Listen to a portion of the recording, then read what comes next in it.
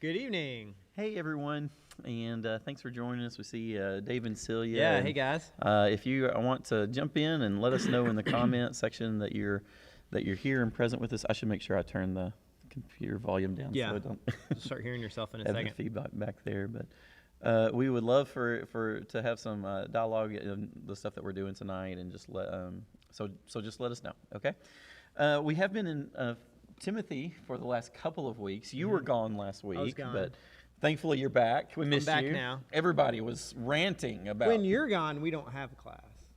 When I'm gone, it Now proceeds. listen, I think those days are over, my friend. Okay, because now that we have support with the filming and all this, there was a time I'm not when sure if that's true. Hey, Pam. we may don't know if it's true that we have support. I mean, I think I'm very that's not obvious. what They're right there, The Rylan. days You are can over. see them. I don't know if I'm going to fly solo. Now listen, we should have a little voting poll here about whether you would like for Rylan to fly solo sometime. Actually, I don't know how I would feel about that. That poll might not be. You don't know what I would say by Well, myself with Sam, full might reign. get my feelings hurt a little bit if everybody was like, yeah, that'd be much better. we just could not go really there. do with some just Rylan. But I don't think any response at this point is going to be good for either of us. Yeah, we're kind of getting ourselves into some trouble here.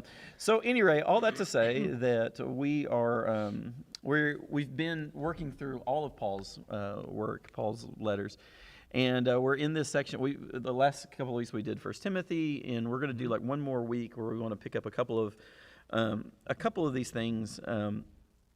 And not all of it is as directed in prayer, okay? Like we've allowed ourselves to kind of have that space to pick up some of other pieces of Paul's spirituality.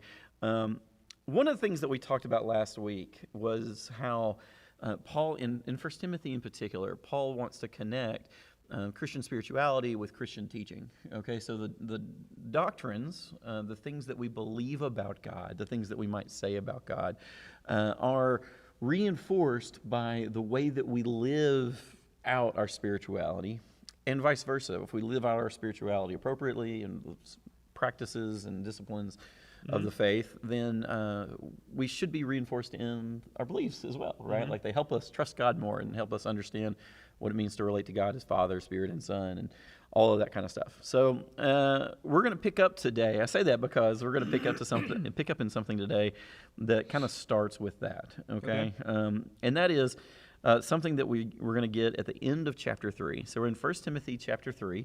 And the first part of it, of course, is about like elders and deacons. Okay. But when we come to this section, it kind of like moves us towards thinking about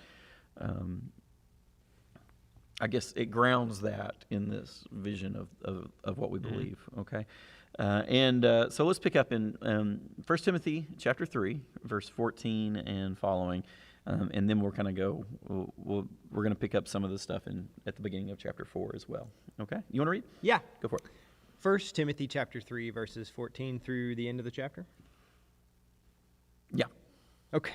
I hope to come to you soon, but I am writing these instructions to you so that, if I am delayed, you may know how one ought to behave in the household of God, which is the church of the living God, the pillar and bulwark of the truth.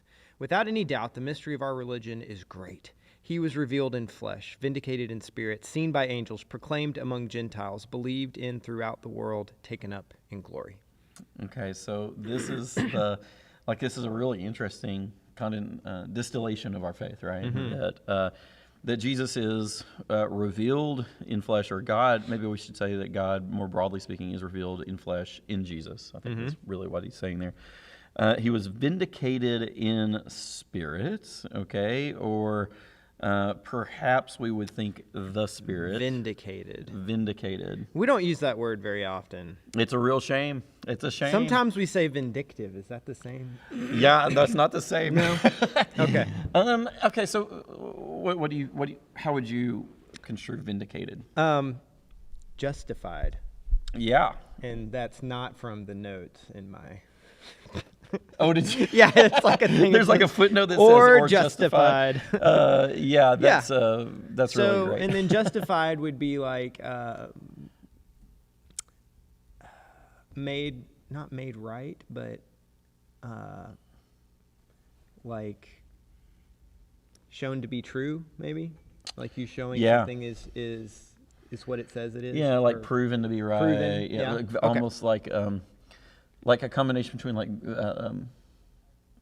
validated. I think would Yeah, be validated, okay. somewhere between validated and justified. So I think is a good way of thinking about it. Why vindicated in spirit? Why not vindicated by the Spirit? Yeah. Okay. So what I would say now, first of all, those words are very close. Mm-hmm. Okay. The preposition in can also mean by. Okay. That's Okay, so that's like a is that what meaning he's of saying? that. Yeah. I think he's probably saying that because of the Spirit, Yeah. he has been vindicated, or like in the Spirit has vindicated. Is probably a good way of thinking about it. It's actually like the important thing about that is that there's like what are there, 5 of these? 1, 2, 3, 4, 5. Yeah, so there are 5 ends here, right? He's revealed in spirit, vindicated, or revealed in flesh. Vindicated in spirit. I'm going to Are you about sneeze to at sneeze? some point. That's right, not Isn't to that the sneeze worst? into the microphone. Yeah, he's revealed in flesh, vindicated in spirit, seen by angels. There's 4 ends, and then 1 by and 1 among. Those are prepositions. Actually, in Greek, it's the same preposition. For all of them? Yeah, yeah. Oh, it's- wow. So they're trying to make it not so repetitive. Yeah, And yeah, seen yeah. in angels doesn't really make a lot of sense. Well, the scene is not the same. Actually, the scene there is no. Man, this is kind of hard to Seen describe. angelically? Or something Yeah, like that? no, there's no preposition there. Yeah.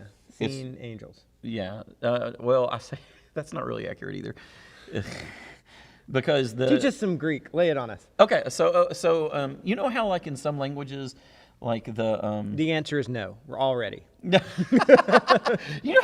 got some, I learned some remember- we have a languages, little right? bit of, Well, you know, like Spanish. how in some languages, like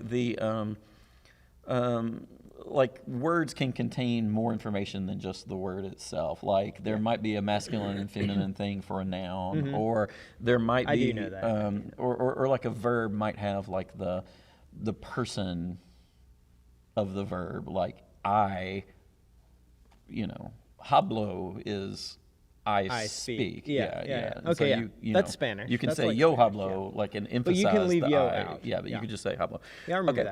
that. Okay, so like Greek has things like that. So and with nouns, it can contain a little bit something kind of like a preposition. Like it just shows that it's that kind of noun that is like an object of a preposition or something like that. It's probably a good way of saying it in the way that nouns are declined in Greek.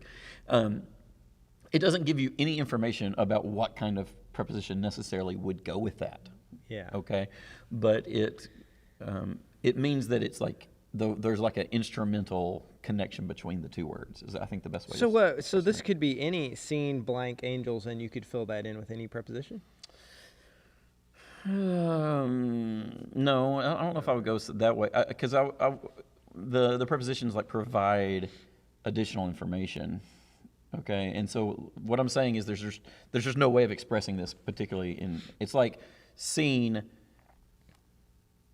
angelically seen. How about we do it that Yeah. way? Okay, I think that would be a good way Yeah. of expressing I did it. say that earlier. Did you say you did not say I said angelically? seen angelically. We Oh, I should guess you rewind. did Can we say that. rewind? No, we're not rewind it. You at home, Can we do a replay? that'll be in the. That's kind of a downfall of like all this stuff being recorded. Like you say the wrong thing. Like Yeah. yeah. Okay, I You give could you become a credit. I meme. believe that he said it this way. All right. Somebody's probably already saying. Continuing there. on. Wait. Okay, but Oh, okay. that's to say that like all of the others like Are there. all the They're all others are there. the same in flesh, preposition. in spirit, in. Proclaimed in Gentiles. Yes. That word is used for Gentile, but it's also just the nations, okay, or other peoples. Okay. Got it. So it's Proclaimed actually in- ethnic. in the nations. Yeah, it's like So among fits like a little bit better for us. yeah. Okay. In the nations, yeah. In the world and in glory, like all those are.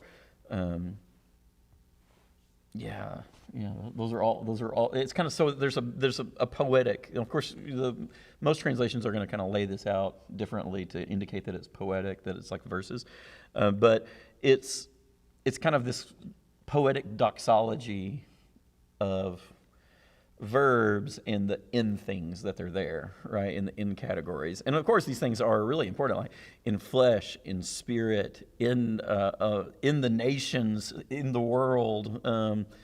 Taken up in glory. Yeah, in glory. All right, I know enough Yeah. to know that this is really close to a chiasm. A chiasm? Is that what it's called? It could be, yes. And the middle one is Gentiles. Is that significant, you think? There's 5 things. Well, first of all, right? let's talk And they about could be like what a symmetric. chiasmic Yeah. structure is. Okay, of course, that's based off of the word, the Greek letter chi, which is their For X. their or X. kind Yeah, of, right. Yeah, That's what it looks like. it looks like an X. Yeah, it's pronounced not that way, but Yeah. I usually pronounce like a CH kind of sound. Mm-hmm. And the chiasm stuff is, or I should say it's pronounced like a CH, except for now where it's a K. But it has this kind of hard CH sound Yeah. to it. And it's shaped like an X, and it's actually the shape of it that makes the chiasm, is the chiasmic thing, right? So you have, it starts somewhere, it leads to a middle point, and then it kind of comes back out. I'm sure there is some element of this that is chiasmatic. I don't know about that. I think that's probably right. That sounds good. Yeah, Sure, yeah. we'll go with it. That's yeah, I think that's probably right. Actually, it's chiasmatic, that where it has this kind of poetic structure to you. But I don't know that I'm ready to go there. One thing that I might say, well, no, I don't. I just don't know that we can necessarily say that. Now, what's interesting here for us, though, in particular, is that he's connecting this, of course, into the way that we live, right? And he's saying, I'm teaching you all these things about, if we back up to verse 15, I'm showing you all this so that you would know how to behave in the household of God. He says that's the church, which is the church of the living God, okay? Which is a really, it's a really big phrase for the church. Okay, it's the household of God. It's the church of the living God. And then he goes on to say, the NRSV describes this as the pillar and bulwark. Now, you said we don't use the word vindicated very often. I'm going to say we use the word bulwark even less, right? Probably. The pillar and bulwark of the faith. Word in it. Or of the The truth. mighty bulwark Yeah, is our God. And that's the only time I think a mighty I've fortress ever- is a God. A bulwark. Yeah, that's right. A bulwark never failing. failing. Yeah, that's it. Failing. That's Which was written by who? Martin Luther. yeah. Thanks for playing, Rylan. Very good. Do you know last week we sang one of our oldest songs? Did The you Holy, recognize Holy, this? No. Which one is Oh, Sacred Head. Oh. Which was written, you should know that. This is important, Rylan. It was written by Bernard of Clairvaux in the 12th century. I did so not. that song goes I all did the way not back to realize the that. 1100s. I do really It's like those extremely old songs, Yeah. and I picked a bunch of them for Yeah. Sunday. I mean, I am pretty sure that's the oldest song in our hymnals. Anyway, but it doesn't have the word bulwark in it. No. What about As the Deer? Wouldn't that be older? Yeah, I mean, I gotcha. Okay. without going Moving in like on. scripture songs directly from scripture. Sorry. I'm this- derailing this conversation. No. This is It's fine. class. So it's this foundation of the truth. Yeah. Okay, like this pillar, bulwark. I mean, these are like supporting concepts. They're like architectural concepts that deal with how what he says is that the church is the support of the truth. Okay, and then he comes back and says, let's see. I think ours.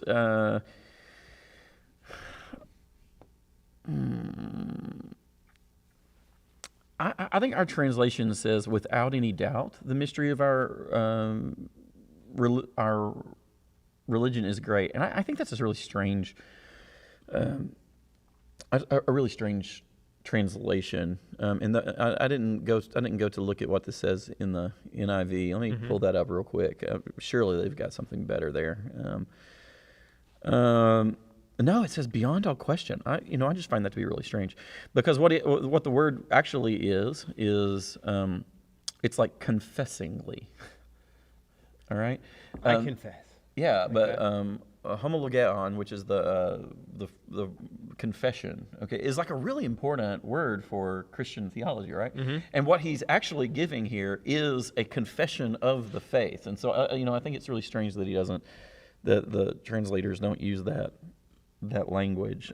Although I think it probably is meant to say that there isn't a question or a doubt, or this should be held as valid, okay? Yeah. But if you kind of put all this together, he says, what he's saying is there's a certain way to act in the household of God, connect to, because it's the church of the living God. It's the pillar and bulwark of truth. Yeah. There's this foundation of truth. And then the next piece of that is the truth that's kind of contained that we are demonstrating, or that compels us to live a certain way in the household of God, is the revelation of Jesus, who is, revealed in spirit, vindicated or revealed in flesh, vindicated in spirit, seen by angels, proclaimed among Gentiles, believed in through the world, and taken up in glory. Like, it's a very Jesus-centered way of living. All right, so we took a long way to get to that. Yeah. Okay, we really took the long way home, here. But I think it's critical for us to understand that part of Paul's project in teaching these early Christians how to live is he's trying to help them live in a Jesus-centered way, or live consistently with what Jesus revealed about God. Does that make sense? Yeah. And that's important to him, right? Like, the mystery of our faith is the mystery of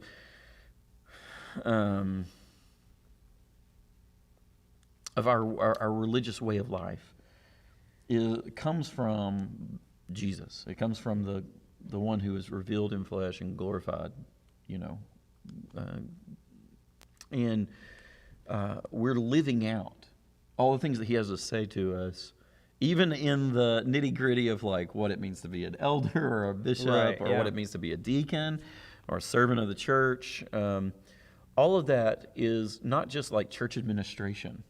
It's a living out of like the mystery of faith. Like that, I mean, it's kind of significant that he puts it in this like different sort of, like he's kind of really in the weeds about like, make sure that your elders are like sober-minded people, that they're not conceited, make sure your deacons are are temperate, they manage their household well, right, that they have a good reputation. So boldness of is he faith. kind of saying here that like he's writing him this stuff because it's not just like self-explanatory that those things should be true? I mean, it kind of is, but like it's not. I'm trying to figure out what this last part means. So he wants them to know how to behave in the household of God, and then he just describes the household of God, right? It's the church of the living God, the pillar or bulwark of truth. Yeah. And then he relates and not it just to not just the Jesus. pillar. I mean, he says pillar of truth, of the truth. Yeah. But it's this is the truth. It's what's revealed about God in Jesus. Right? Like, that's the truth that is being represented by the church. Okay, so the way the church lives is important because of what has been revealed about, in And Jesus. so if you don't live in this way, in this way that is, righteous, then it's going to, it's not going to represent these truths, right? Yeah. I think that's right. And this quote, so this poem, this is my last question. This poem, he's not quoting from like the Old Testament or anything. He just made this up. Yeah, there's nothing. Well, whether he did or whether he's it's taking an it- early yeah, Christian saying or in something. particular, and by the way, that we might have an indicator there in this like confessedly stuff. So it's very possible to me. I think, and I haven't checked the commentators about this. I would be shocked if there's not other people saying this. Okay, Right. like this is not an original deal or intended to be, but when Paul says this is confessedly true, okay, you know, the early church had like their kind of baptismal confessions, right? It had these things that they would say as a part of their worship, as a part of their liturgy with each other, whether that was baptismal liturgy or whether it was something they would say in a hymn as they confess the faith to each other. And this really strikes me as something that would be. You can really imagine it, right? Yes. Like you can imagine the church reciting, dot dot dot dot dot dot. Yeah. I think that would be, and I think that would make sense about why it shows up in here, right? Like he's saying, he's trying to connect all this stuff to like their experience of church, right? Well, in the church, you confess this, okay, and the things that I'm writing to you are ways that you act out the things that you confess.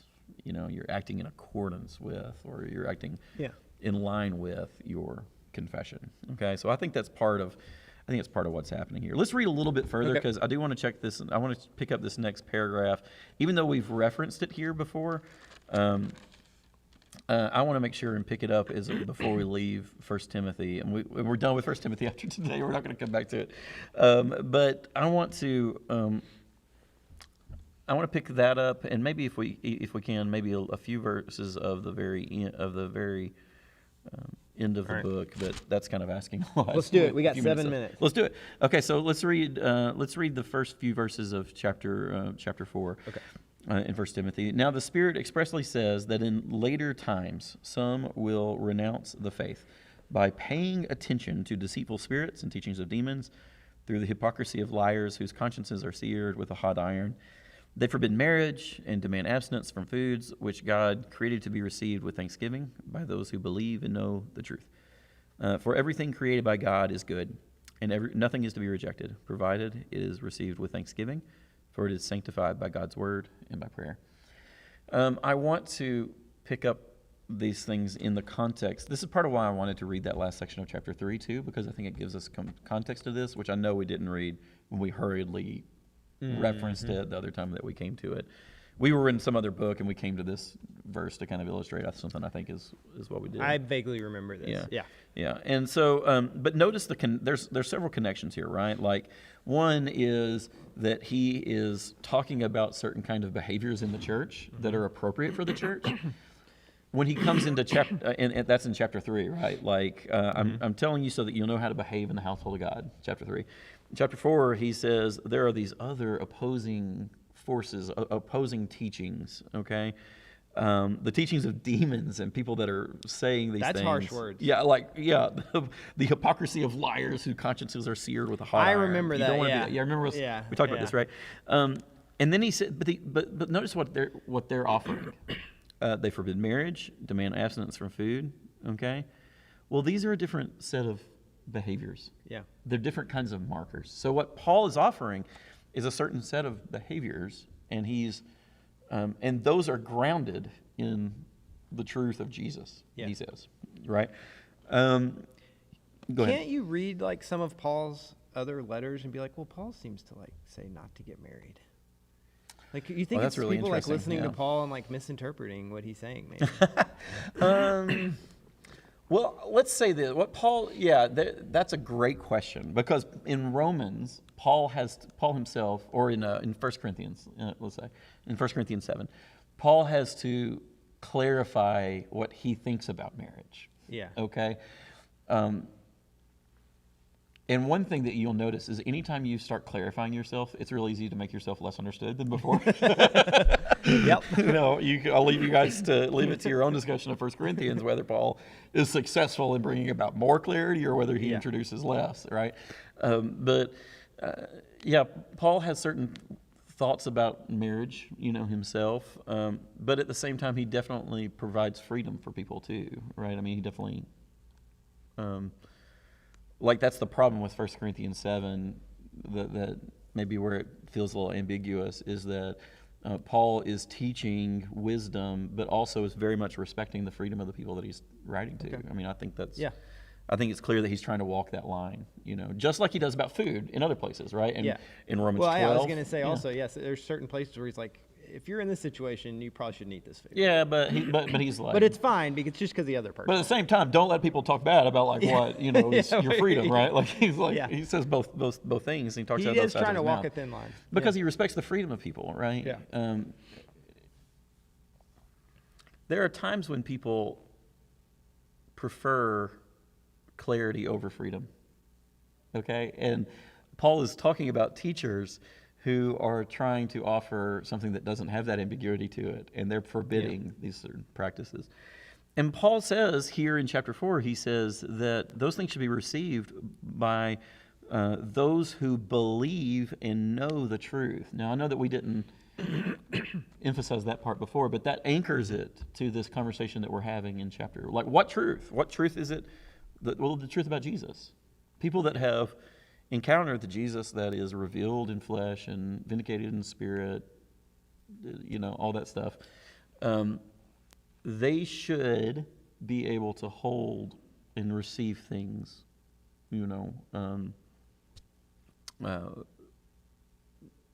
receive things with thanksgiving.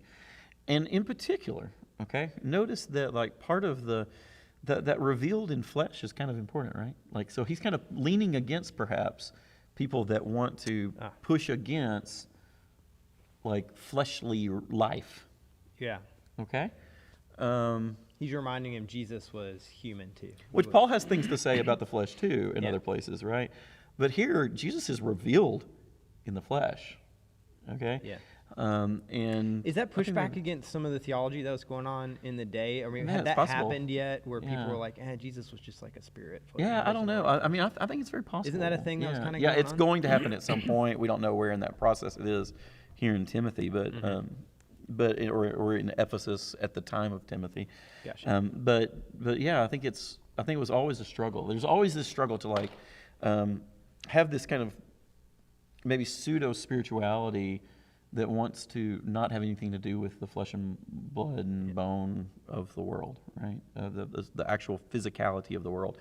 And I do think he's checking against that. And in response to that, he says this really remarkable bit about, and I think it really is core to the spirituality of Paul. And I think it influences things like those marriage conversations and the things that he talks about when he talks about like food and other things too. He says that these false teachers forbid marriage and demand abstinence from food, which God created to be received with thanksgiving by those who believe and know the truth. For everything created by God is good. Nothing is to be rejected. This is like huge words, by the way, right? Like these are remarkable words. Nothing is to be rejected, provided it is received with thanksgiving, for it is sanctified by God's word and by prayer. Which is really something. So it's both about the creation of things by God and also the reception and the mode of how we receive things, right? Like we should be able to receive them with prayer, and receive them with thanksgiving, and receive, you know what I mean? Like, Yeah. I think I see what he's saying, and it's really like awesome, and it's like it's a big implication for a lot, but it can also, I feel like, be misused like really badly. Like this seems one of those verses that's like, Yeah. you have to do what I say because everything's good. God says everything's good, and as long as we receive it with thanksgiving, and then you Yeah. do something that's bad. yeah, and it's really, it really is. It's extremely challenging. Like this is one of those texts that I've come back to over and over again, and I really think about what Paul means, and or not even abuse, just like, if that's true, then is this thing that I want to do good, or is it, you always have to like, really think that through, because he can't mean like, everything God created, first of all, is everything created by God, not everything, but everything created by God. So you got to think, was this thing created by God, or is this like something from Satan, or I don't know. Yeah, yeah. Well, and also too, like this whole thing of like, what does it mean? What does something mean to be? What does it mean to receive it with thanksgiving? I mean, that's That his too, yeah. condition, But what does that really mean? And it doesn't mean, like, Paul does not mean do whatever feels good. Like, Right. that's certainly not in his theology. But there also is something about just receiving the things that God has made for our pleasure. I mean, I think that's part of this. Almost unavoidably. I mean, he has to mean something like that, right? Yeah. Well, And yet, he in other places offers, make sure that we, that we're sober-minded. Yeah. You know what I'm saying? Like, there's this reminds me of that verse, especially with marriage and food together, where he says the food is for stomach is for food and food is for the stomach Yeah. or whatever. Is that in Corinthians too, or is that let's see. we've talked about that before in That may be the where we nest came up from. in it. class. I Yeah. remember it's Oh, been okay. a while. Okay. Anyway, yeah, this reminds me kind of that. Yeah. There is, any rate, all that to say that this whole, I do think you're right. I think that is in 1 Corinthians, but I was trying to like index that in my head. This seems to me to be about a posture that Paul has towards the world, and it is, he is always and continually aware that God is the creator of everything, and that God has provided. God is a benevolent, providing God, okay? And the way that you live in response to that is not like stinginess, Yeah. and it's not like avoiding all the things that God has made. Like, there is a sense that in creation, God is our gracious host in creation, and we are here to receive the life and all the things that come with that. Yeah, you have to take what he's saying here in context of everything else that he's been saying, right? Yeah. And that's how you really figure out, Right. work through what are the things that I'm receiving with Thanksgiving. But it's just a versus different posture. Like, you're not in the world afraid of. You shouldn't be just afraid of. enjoying yourself. Yeah. That's right. That's exactly right, and especially in light of the opponents that Paul's talking. Yeah. By the way, I want to say one last thing here, and that is that it strikes me that Paul's opponents don't always, like, the false teachings that they teach are maybe not the ones that we would guess. Like, when I think of somebody who's a false teacher in our world, okay, like, I tend to think of somebody that's saying, like, anything goes, do whatever you want. Like, that's the kind of person that we accuse of false teaching. Yeah. But in, like, this scenario, like, it's actually the opposite, Yeah. Yeah. right? Like, they're the ones saying, you should be more religious about the things that you eat, You should be Right. so religious that you don't get married, Yeah. You don't. And Paul's going, oh, wait, that kind of like overindulging, like, your religion and making your religion like keep you away from the good things of life, that is the kind of thing that a hypocrite whose conscience has been seared with a hot iron. Yeah. That's the kind of thing that they say. That's a teaching of demons, he says. Right. Which seems to me is kind of backwards of the way that we would normally think of that. So, any rate, There's not a lot of people going around saying that right now. I mean, I'm sure there is, but that doesn't seem like the major message that yeah, we're getting from yeah, the world or from. isn't that funny? I mean, yeah. but it's kind of backwards, right? So, Yeah, it is. Yeah. So, at any rate, everybody, thank you. I see Amy and Betty, and who else is in here? And Peggy, Hey, y'all. and RH, and Margie, and Pam, and thank you guys for joining us tonight. Yeah. We're done, and we will come back next week. We'll talk about 2 Timothy. Okay. And in just a couple of weeks, we're going to be done. Yeah. Okay? All right. So thank you all. Grace and peace, and we'll catch you next week. Bye, guys.